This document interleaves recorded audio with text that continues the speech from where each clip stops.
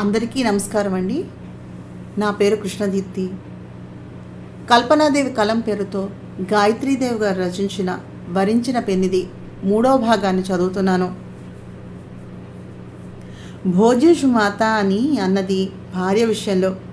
నేను మీకు కేవలం పంట మనిషిని మాత్రమే అంది తలదించుకుని గట్టిగా నొక్కి చెబుతూ చెండి.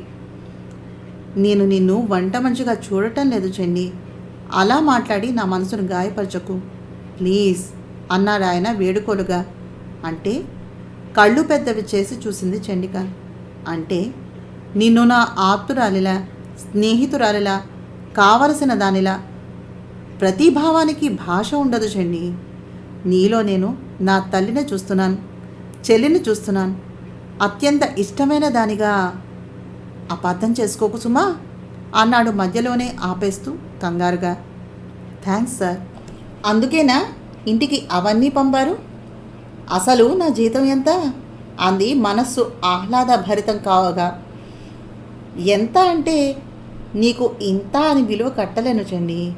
నువ్వు సంతోషంగా ఉండటం నాకు ముఖ్యం. అందుకోసం ఏదైనా చెయ్యాలి అనిపిస్తుంది. ప్రతిదీ భూదద్దంలో నుంచి చూడకు బేబీ. జస్ట్ ఫ్రెండ్షిప్ కోరుతోంది నా మనస్సు, అంతే అనేసి లేచి వెళ్ళిపోయాడు విశ్వపాణి. చండిక హృదయం రాగరంజితమైంది. పెదవిని కొరుక్కుంది. ఆ రాత్రి తండ్రి కూతుళ్ళ భోజనాలు అయినాక 10ంటికి పాలను తీసుకుని వెళ్ళింది.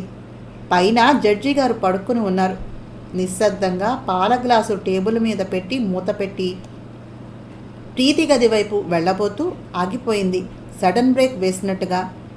ప్రీతి గదిని దాటి వెళుతూ ఓసారి చుట్టూ చూసి మేనత్త వాటా వైపుగా వెళ్ళింది. పాల గ్లాసు ప్రీతి గదిలో పెట్టి ఆమెను అనుసరిస్తూ తను వెళ్ళింది చండిక. దిలీప్కి పెళ్లి జరిగి 3 మాసాలు అయ్యిందని, అతని భార్య పేరు సఫల అని పంకజాక్షి మాటల వల్ల తెలుసుకుంది. కానీ ప్రీతి దిలీప్ వివాహితులని తెలిసి కూడా అతన్ని ఎందుకు అభిమానిస్తుందో మాత్రం ఆమెకు అర్థం కాలేదు. అది తెలుసుకుందామనే అనుసరించింది. ప్రీతి తిన్నగా వెళ్ళి దిలీప్ గది ముందు ఆగి మునివేళ్లతో కిటికీ తలుపులు నెట్టింది. ఆమె వెనుకగా నిలబడిపోయింది చండిక. కిటికీ తలుపులు తెరుచుకున్నాయి. ఆశ్చర్యంగా దిలీప్ బెడ్కి సఫల బెడ్కి మధ్యన పరదా వేలాడుతూ కనిపించింది. దిలీప్ నిద్రపట్టక బెడ్ మీద దొల్లుతున్నాడు. సఫల బెడ్ మీద దిండున అనుకుని కూర్చుని టేబుల్ లైట్ వెలుగులో చదువుకుంటూ ఉంది. మనిషి పచ్చగా, పొట్టిగా, అందంగా, కన్నెరగా ఉంది. జుట్టుని రిబ్బన్తోటి కట్టేసి చెవులను జూకాలు పెట్టుకుని నైటీలో ఉంది. మెడలో ఏమున్నాయో తెలియలేదు. ముఖాన ఎర్రని బొట్టు మాత్రం కనిపిస్తోంది. కళ్ళు చిన్నవైనా చురుగ్గా మెరుస్తున్నాయి. దిలీప్ లేచి పరదాను తప్పించి వెళ్ళి సఫల బెడ్ మీదకు కూర్చున్నాడు. అతని కళ్ళల్లో తీవ్రత కనిపిస్తోంది. ప్రీతి నిటారుగా మారిపోయింది. సఫల నిదానంగా చూసింది అతని వైపు. మన పెళ్ళి జరిగి ఎన్నాళ్ళయిందో గుర్తుందా అన్నాడు. సరిగ్గా 3 నెలలయ్యింది అంది కామ్గా.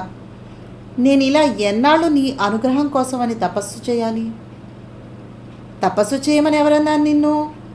అంటే నాదే లేటా అంటూ దగ్గరకు జరిగి భుజం పట్టుకుని మీదకు లాక్కోపోయాడు దిలీప్.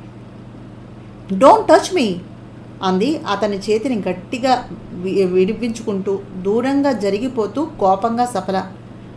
ఏమిటిది సఫల? నిన్ను నేను ఏ విధంగా అర్థం చేసుకోవాలి? మొదటి రాత్రి 3 బాగాలేదన్నావు, ఊరుకున్నాను. 2వ రాత్రి ఇంట్లోకి రాకూడదు అన్నావు. ఆ తర్వాత ఒంట్లో బాగాలేదు అన్నావు.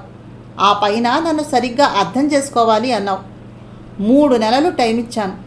ఇప్పుడు అసలు తాకద్దు అంటున్నావు. అసలు నీ ఉద్దేశం ఏంటి? ఇది ఇష్టమా అయిష్టమా? అదేదో తేల్చి చెప్పేస్తే సంతోషిస్తానుగా. ఈ పరదాలు దూరాలు ఇంకా నా వల్ల కాదు. ప్లీజ్. నాకు 27వ సంవత్సరం వచ్చేసింది. ఓపిక పట్టడానికి కూడా ఒక హద్దు ఉంటుంది కదా అన్నాడు విసుగ్గా చూస్తూ దిలీప్. సారీ దిలీప్, నాకు నాకు నువ్వంటే ఇష్టం లేదు అంది ఖచ్చితంగా మనస్సులో ఉన్న విషయాన్ని బయట పెట్టేస్తూ సఫల. థ్యాంక్స్. ఆ విషయం రాబట్టడానికే ఈవేళ తెగించాను. నేనంటే ఇష్టం లేనప్పుడు అసలు నన్నెందుకు పెళ్లి చేసుకున్నావు? ఎన్నాళ్ళు మోసం చేయాలనుకున్నావు? కోపంగా అన్నాడు. నిన్ను మోసం చేయాల్సిన అవసరం నాకు లేదు. మనస్సులో విషయం ఎలా చెప్పాలో తెలియక ప్రతి రాత్రి నరకం చూసేది నేను కావాలని చేసుకోలేదు ఈ పెళ్ళి. ఆ ఆదిశేషయ్య చేశాడు. ఆయన తను పోయే వరకు కలిసి ఉండాలని కోరాడు. అందుకనే నీకు చెప్పలేక లోపల దాచుకోలేక సతమతమవుతున్నాను. ఈవేళ నోరు కాస్త జారింది అంది. సంతోషం. నేనంటే ఇష్టం లేదన్నాక నిన్ను భార్యగా చూసే విశాల హృదయం నాకు లేదు, కానీ నా ముఖాన డైవర్స్ పారే ఈ విరహగీతాలు పాడే ఓపిక నాకు లేదు అన్నాడు. నేను డైవర్స్ ఇస్తే నీ మేనమామ కూతురు ప్రీతిని కట్టుకుని కులుకుదావనేగా? హేళనగా చూస్తూ ప్రశ్నించింది సఫల. నాకు ఇష్టమైన దాన్ని కట్టుకుంటాను. అది నీకు అనవసరం. నీకు నేను ఇష్టం లేకపోవచ్చు, నా విలువ నీకు తెలియకపోవచ్చు, నన్ను ప్రేమించే రసహృదయం నీకు లేకపోవచ్చు, కానీ నన్ను ఇష్టపడేవాళ్ళు, నన్ను కోరి ప్రాణం పెట్టేవాళ్ళు, నన్నే సర్వస్వంగా ప్రేమించేవాళ్ళు నాకు ఉన్నారు. నీ దృష్టిలో నేనెందుకు పనికిరాకపోయినా నా కోసమని పడిగాపులు పడేవాళ్ళు నాకున్నారు. ఈ ప్రపంచంలో నువ్వు ఒక్కదానివే ఆడదానివి కాదుగా. నేను నీ కాళ్ళు పట్టుకుని ప్రాధేయపడ్డానికి ఇష్టం లేదట. అసలు ఆ మాట చెప్పడానికి నోరెట్లా వచ్చింది? నాకు నువ్వంటే ఇష్టం లేదు, కానీ పెద్దవాళ్ల మాట తీసేయలేక ఎలాంటి స్పందన లేకపోయినా నోరు మూసుకుని తాళి కట్టేస్తాను. కానీ నీలా ఇష్టం లేదని మాత్రం ముఖం మీద చెప్పలేకపోయాను. ఎంత ఇష్టం లేకపోయినా మనస్సు చంపుకుని నీతో కాపురం చేయడానికి సిద్ధపడ్డాను.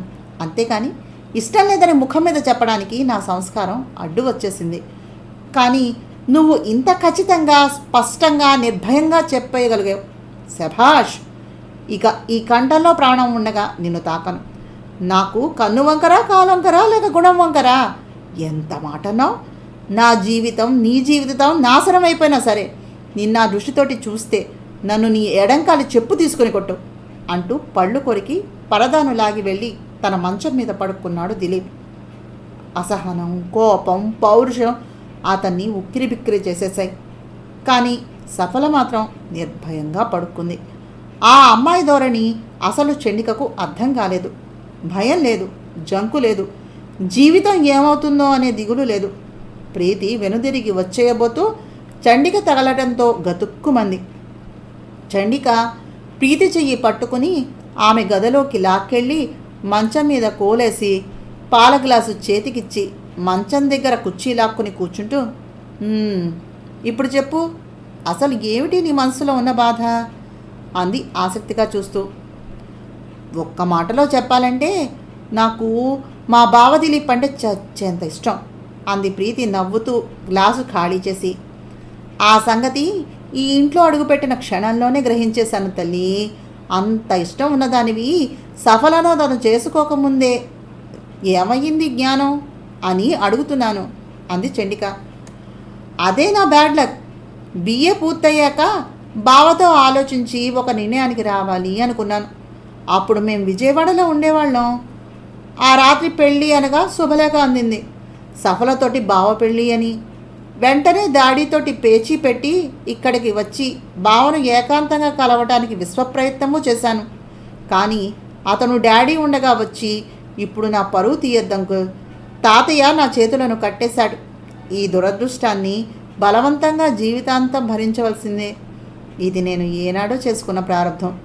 నువ్వో ప్రీతి కూడా నన్ను క్షమించండి అనేసి హడావిడిగా వెళ్ళిపోయాడు. ఆ రాత్రి సఫలతోటి బావ పెళ్లి జరిగిపోయింది. అతని పక్కన బొమ్మలా కూర్చున్న సఫల ముఖంలో అయిష్టాన్ని, బలవంతంగా భరిస్తున్న బాధ తప్ప సంతోష ఛాయ లేక లేసమాత్రము కనిపించక నాలో ఏదో తెలియని ఆశ జనించింది. అందుకే తప్పని తెలిసినా బావ ఫస్ట్ నైట్ నాడు బీరువా వెనక నిలబడి ఆ ఇద్దరినీ గమనించాను.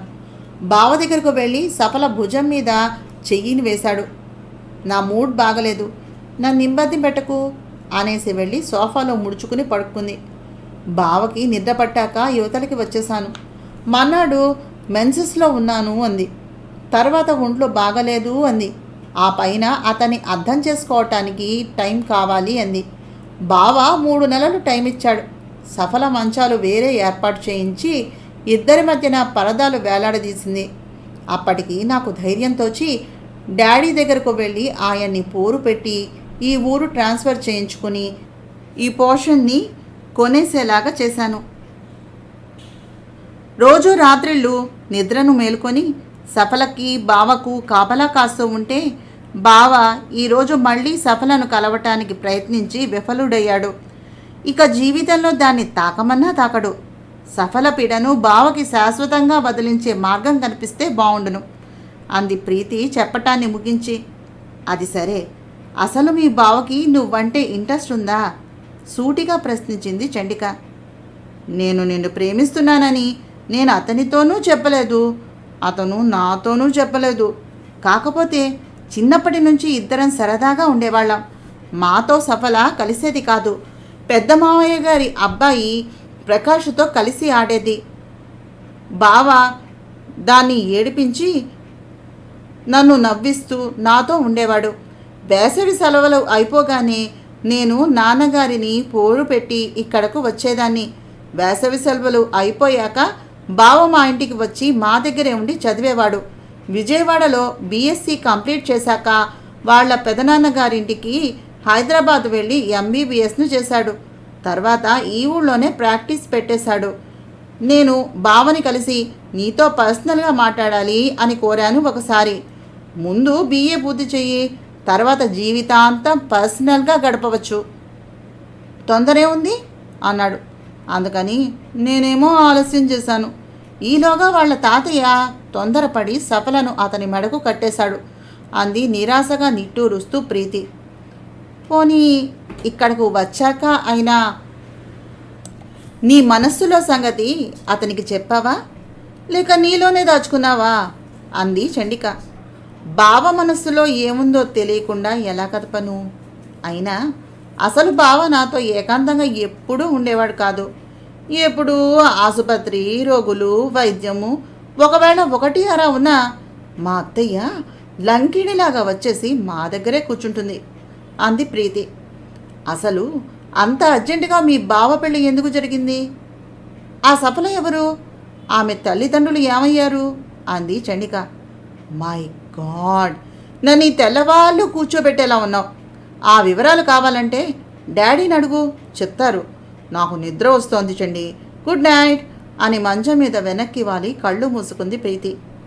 చండిక గాఢంగా నిట్టూచి లేచి ప్రీతికి దుప్పటి కప్పి తల కింద దిండ్లను సవరించి టేబుల్ లైట్ ఆఫ్ చేసి కిటికీ తెరలను పక్కకు లాగి ఫ్యాన్ ఆన్ చేసి తలుపు చేరవేసి కిందకు వచ్చేసి వృద్ధ నౌకర్ యాదయ్యని తలుపు వేసుకోమని బయలుదేరి వచ్చేసింది. కబుర్లలో పడి టైం ఎంత అయిపోయిందో చూసుకోలేదు. 3 కిలోమీటర్ల దూరం అవలీలగా నడిచి వచ్చేసిన చండిక మలుపు తిరగబోతూ ఆ చీకటిలో నీడల్లాగా లేచి చుట్టూ కమ్ముకుంటున్న 4 మగవాళ్లను చూసి గతుక్కుమంది. ఒక్కసారిగా ముచ్చెమటలు పోశాయి. గుండె వేగంగా కొట్టుకోసాగింది. వద్దంటే ఇలా అర్ధరాత్రిళ్ళు తిరగటం ఆమెకు 7 ఏళ్లుగా అలవాటు. 18వ సంవత్సరం వచ్చిన దగ్గర నుంచి స్వంత కష్టాజీతంతో బతుకుతోంది తాను. అలాంటప్పుడు ఎప్పుడూ ఇలాంటి అఘాయిత్యం తలపెట్టని ఈ మగవాళ్ళెవ్వరూ? ఎన్నాళ్ల నుంచి ఇలాంటి పాపిష్టి ఆలోచనలు చేస్తున్నారు? ఇప్పుడు వీళ్ళ నుంచి తప్పించుకోవటం ఎలా ఆలోచిస్తూనే ఆ 4 దగ్గరగా వచ్చి చేతులు వేయబోవటంతో కిందకు వంగి తప్పించుకుని పరుగును ప్రారంభించింది. వాళ్ళు వదలకుండా వెంటబడ్డారు. కలప దుకాణం వరకు పరిగెత్తిన చండిక అక్కడ గుట్టగా ఉన్నటువంటి సర్వీపేడు చూడగానే టక్కున పరుగును ఆపి ఒక చెక్కపేడును అందుకుని గిర్రున వెనుదిరిగి చుట్టూ కమ్ముకుని మీద పడబోయే మగవాళ్ల ముఖాలను పగిలేలాగా వీరావేశంతో నిజంగానే చండీ అవతారం ధరించిన దానిలాగా విజృంభించి 4 చావబాదడం ప్రారంభించింది. ఆ దెబ్బలు భరించలేక 3 పారిపోతే ఒకడు తను కూడా చెక్కపేడును తీసుకుని తిరగబడ్డాడు. ఇంకో అరగంట సేపు ఆ పోరాటం జరిగింది. చివరికి చండీ దాటికి తట్టుకోలేక చెక్కపేడు ఆమె మీదకు విసిరేసి పారిపోయాడు ఆఖరివాడు కూడా. అది విసురుగా వచ్చి చండీ తలకు తగిలింది. ఫట్ మని పగిలి రక్తం వరదలే ప్రవహిస్తూ ఉండగా బలవంతంగా లేని ఓపికను తెచ్చుకుని మూసుకుపోయే కళ్ళతో ఇంటిని సమీపించి తలుపులు దడదడా బాది గుమ్మం దగ్గరే స్పృహ తప్పి పడిపోయింది చండి. ఆమె తిరిగి మెలకువ వచ్చేసరికి ఉదయం 10 అయ్యింది. దిలీప్ని చూసి గబాల్న లేవబోయింది. అరే లేవకండి చెండి, పడుకోండి అంటూ ఆమె భుజాలు పట్టుకుని వెనక్కి వాల్చి పడుకోబెట్టి ఇంజెక్షన్ చేసి కట్టును విప్పి గాయాన్ని కడిగి 3 కుట్లను వేసి మళ్ళీ కట్టుకట్టాడు. చండిక కళ్ళు మళ్ళీ మూతలు పడ్డాయి.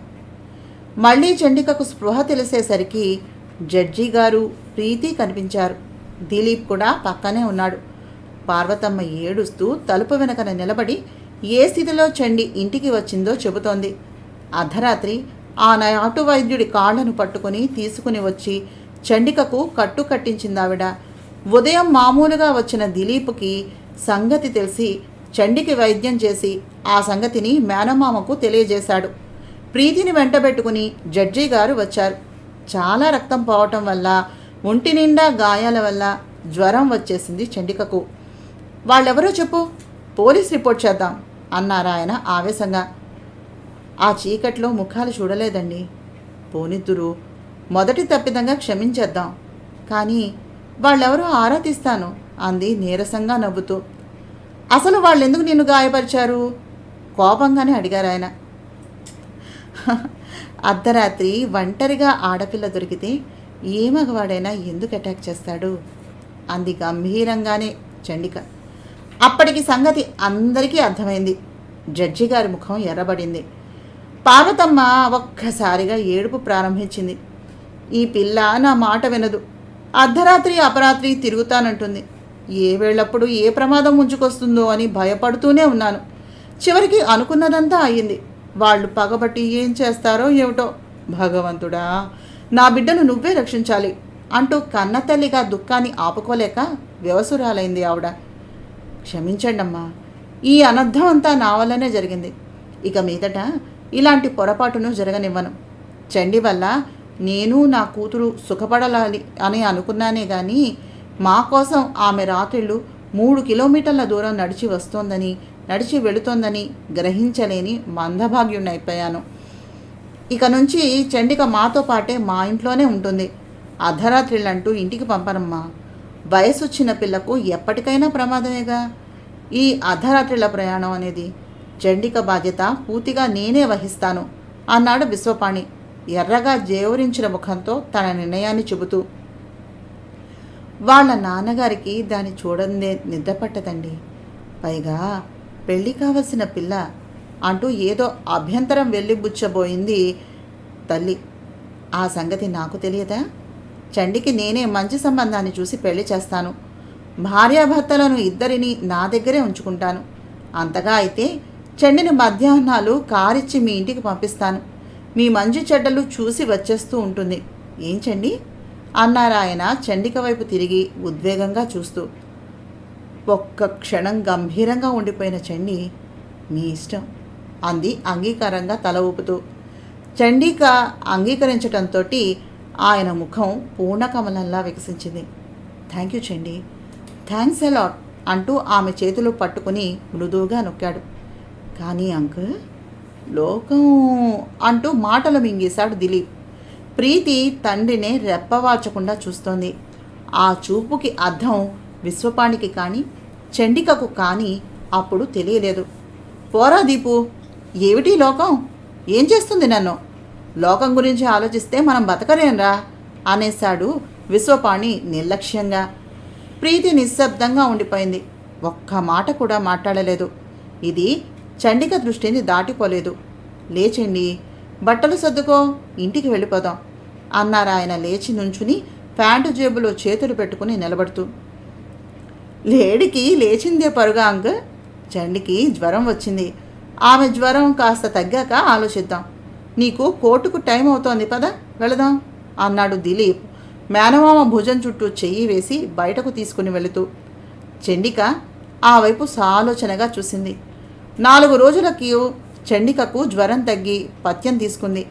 జడ్జి గారు కానీ ప్రీతి కానీ మళ్ళీ రాలేదు. దిలీప్ రోజు వచ్చి వైద్యం చేసి వెళుతూనే ఉన్నాడు.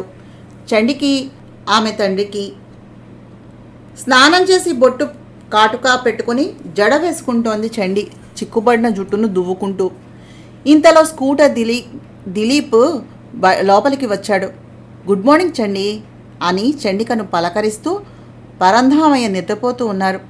పార్వతమ్మ పూజ చేసుకుంటూ కనిపించింది. రండి డాక్టర్ గారు, గుడ్ మార్నింగ్.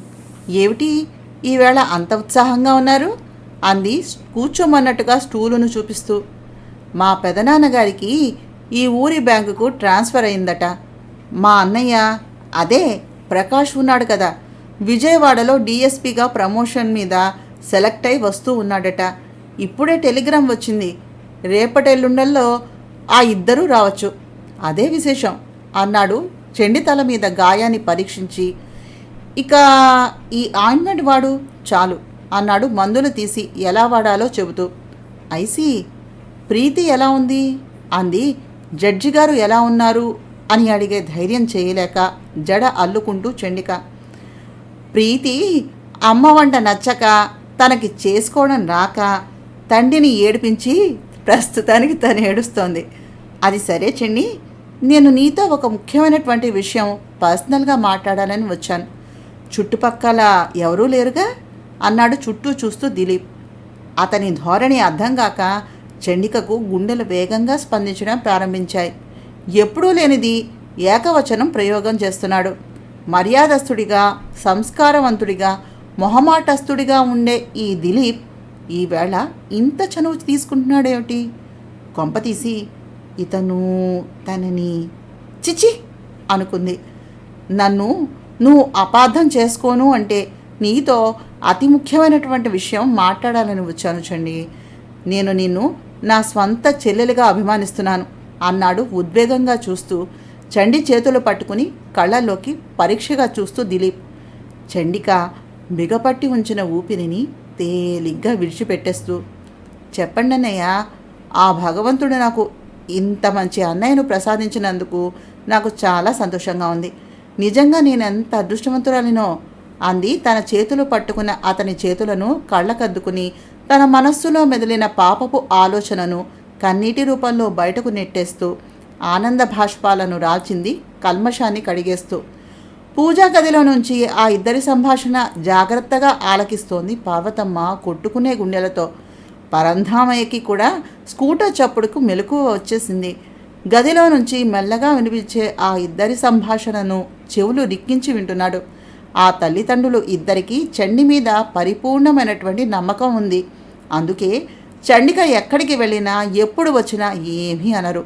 వాళ్ళ అనుమానం చండికతో పరిచయమైన మగవాళ్ల మీదే. దిలీప్ పైసా ఆలోచించకుండా ఎందుకింత ఉచితంగా వైద్యాన్ని చేస్తున్నాడు?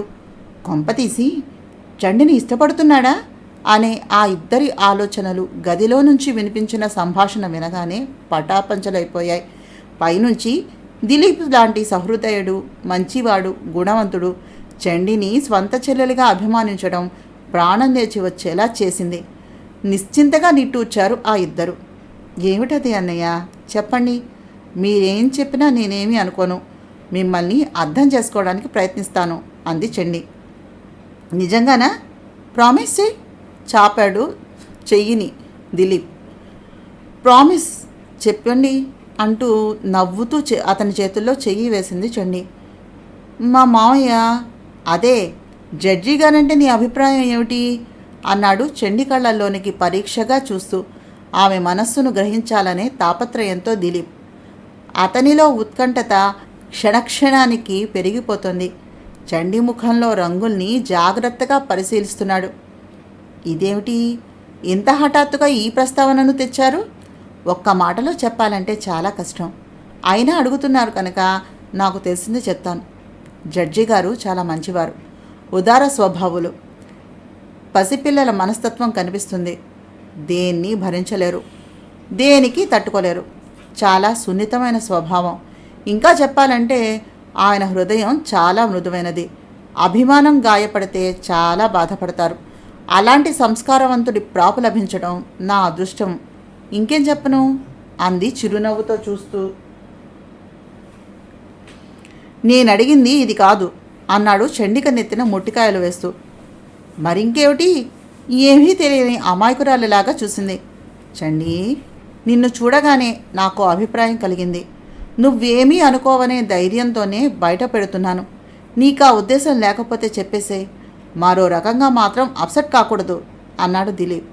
అలాగే చెప్పండి, నేనేమీ అనుకోను అంది ధైర్యాన్ని చెబుతూ. నువ్వు నువ్వు జడ్జి గారిని పెళ్లి చేసుకోగలవా? ప్రత్యక్షంగా వింటున్న చండిక, పరోక్షంగా వింటున్న ఆమె తల్లిదండ్రులు కూడా దిగ్భ్రాంతులైపోయారు. అన్నయ్య అనగలిగింది. అంతే. నువ్వు ఆ ఇంట్లో అడుగుపెట్టిన దగ్గర నుంచి మామయ్యను చాలా డీప్గా అబ్జర్వ్ చేస్తున్నాను. ఆయన నేను పుట్టి బుద్ధెరిగాక ప్రీతిని తప్ప మరో ఆడదాన్ని అభిమానించడం అనేది నేను ఎరగను. చిన్నప్పుడు మా తాతయ్య బలవంతంతో ఆదిశేషయ్య గారి అన్న కూతురు గౌతమిని పెళ్లి చేసుకున్నాడు. అది కూడా మా తాతయ్య బలవంతంతో.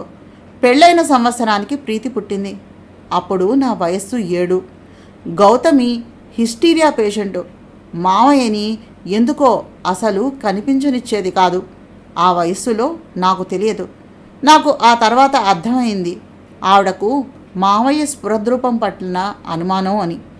మామయ్య కాలేజీలో చదివే రోజుల్లో గిరిజ అని ఒక గర్ల్ ఫ్రెండ్ ఉండేదట. జస్ట్ ఆ పిల్ల చాలా పెద్దది, పైగా అభిమానవంతురాలు. ఆ పిల్లను మామయ్య స్వంత చెల్లిలాగే అభిమానించేవాడు. ఫీజులు కట్టి బుక్స్ను కొనిపెట్టేవాడు. ఆ పరిచయాన్ని అపార్థం చేసుకున్న గౌతమి శాడిస్టులాగా మారి మామయ్యను చిత్రహింసలు పెట్టేది. ఎన్నో దుర్భాషలు ఆడేది. మామయ్య ఒడిలో కూర్చుని వినే నాకు దుఃఖం వచ్చేసేది. కానీ మామయ్య ఏమీ అనేవాడు కాదు. అన్నింటినీ మౌనంగా భరించేవాడు. ప్రీతిని ప్రాణంగా చూసుకునేవాడు. ఒక్క మాటలో చెప్పాలంటే గౌతమిని పెళ్లి చేసుకుని నరకమంతా చూశాడని చెప్పవచ్చు. ఆ విధంగా ప్రీతికి 5 ఏళ్ళు వచ్చాయి. నాకు 12. గౌతమి రూపంలో రాక్షసి కనిపించేది నాకు. ఒకనాడు మామయ్యని అడిగేశాను, ఆ గిరిజ ఎవరు మామయ్య అని. ప్రీతి మీద ప్రమాణం చేసి చెప్తున్నానురా, ఆ పిల్ల నా చెల్లెల్లాంటిది అని చెప్పేశాడు. మామయ్య ఆ గిరిజకు ఒక సంబంధాన్ని చూశాడు. పెళ్లి కుదిరింది. ఆ శుభలేఖ ఇవ్వటానికి వచ్చిన గిరిజను గౌతమి నానా మాటలు అంది. ఆ పిల్ల ఇంటికి వెళ్ళి ఒళ్ళు అంటించుకుని చచ్చిపోయింది. మావయ్య ఇంటికి వచ్చి ఏడుస్తూ హంటర్ తీసుకుని తనని తను కొట్టుకున్నాడు. 100 కొరడా దెబ్బలు. ఆ పిచ్చిలో మామయ్యను ఆపాలని వెళ్ళినటువంటి మా అమ్మ వెళ్ళి గౌతమి మీద పడింది.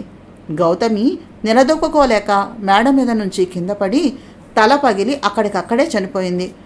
ఆ తర్వాత ఎందరూ ఎన్ని విధాలా చెప్పినా మామయ్య వినలేదు. ఇక ఏ ఆడదాన్ని నేను నమ్మలేను, ఇష్టపడలేను, ఆ దృష్టితో చూడలేను. నాకు బుద్ధి వచ్చింది.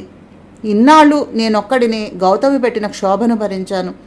ఇప్పుడు నా ప్రాణం లాంటి ప్రీతి అలాంటి బాధలు పడకూడదు. నాకు ఈ బ్రహ్మచర్యంలోనే సుఖంగా ఉంది. గౌతమి లాంటి భార్యలు నాకొద్దు. ఆడదంటే గౌరవం చచ్చిపోయి భయం వేస్తోంది. నాకు భార్య వద్దు. మళ్ళీ పెళ్లి పేరెత్తితే ఇంకా ఎవరికి కనిపించకుండా పోతాను. మైండ్ ఇట్ అన్నాడు. ఎప్పటికైనా మారకపోతాడా అని అంతా వదిలేశారు. 15 ఏళ్ళు గడిచిపోయాయి కానీ ఆయన మారలేదు. రాయిలా ఘనీభవించిన ఆయన హృదయం నీ ప్రవేశంతో ఏదో తెలియని ఉద్విగ్నతకు గురైందని చెప్పవచ్చు అన్నాడు చెప్పటం ఆపి చండిని పరిశీలిస్తూ. చండిక తలదించుకుని చేతివేళ్లను చూసుకుంటూ ఉండిపోయింది. చండి, ఇన్నాళ్లకు నల్లరాయి లాంటి మామయ్య హృదయంలో చలనం వచ్చింది. ఆయనకు ప్రేమ, వ్యామోహం, అనురాగం అనే పదాలకు కూడా అర్థాలు తెలియవు. ప్రీతిని అభిమానించి ఆపేక్ష పంచటం, కన్న మమకార పాశాలకి బద్ధుడు కావటం మాత్రమే తెలుసు.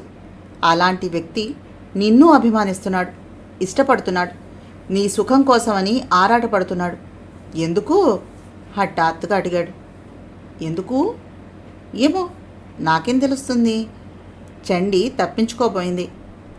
నా దగ్గర నాటకాలు ఆడకు మై డియర్ చండి. నీకు తెలియకపోయినా నీ కన్నె హృదయం గ్రహించే ఉంటుంది అన్నాడు చండి బుగ్గ పుణుకుతూ చిలిపిగా దిలీప్. చండి, నువ్వు నాకో వరం ఇవ్వాలి, ఇస్తావా అన్నాడు దిలీప్ ఆమె గడ్డం పట్టి ఎత్తి కళ్ళలోకి చూస్తూ. నేను దేవతను కాదు డాక్టర్ బాబు వరాలు ఇవ్వటానికి. మీరు అనవసరంగా హర్ట్ అవుతున్నారు. అంతకు మించి ఏమీ లేదు. జడ్జి గారు కూతుర్ని తప్ప ఎవ్వరినీ ప్రేమించలేరు అంది నవ్వుతూ. అది నిన్నటి మాట చండి. మావయ్య ప్రస్తుతం తనకి తనే అర్థం కాని పరిస్థితుల్లో ఉన్నాడు. అందుకే నిన్ను వేడుకుంటున్నాను. నా మాట కాదనక నాకీ వరాన్ని ఇవ్వు అన్నాడు మళ్ళీ చండి చేతులు పట్టుకుని వేడుకోలుగా దిలీప్. చెప్పండి, నేనేం చేయాలి? వరం కాదు, మీరేం చెప్పినా దాన్ని శిరోధార్యంగా శిరసావహిస్తాను. అలా అని మీకు వాగ్దానాన్ని చేస్తున్నాను, సరేనా? అంది చిరునవ్వుతో. అమ్మయ్య, చాలా సంతోషించండి. నాకు చాలా నచ్చిన మామయ్యకి, స్త్రీజాతి శిరోభూషణమైనటువంటి చండికి నా చేతుల మీదుగా కళ్యాణం జరిపించే బాధ్యత నాది. కానీ అంతకుముందు నువ్వొక అగ్ని పరీక్షకు గురి కావలసి ఉంది అన్నాడు. అగ్ని పరీక్ష అంటే? చండిక కళ్ళు పెద్దవి అయ్యాయి.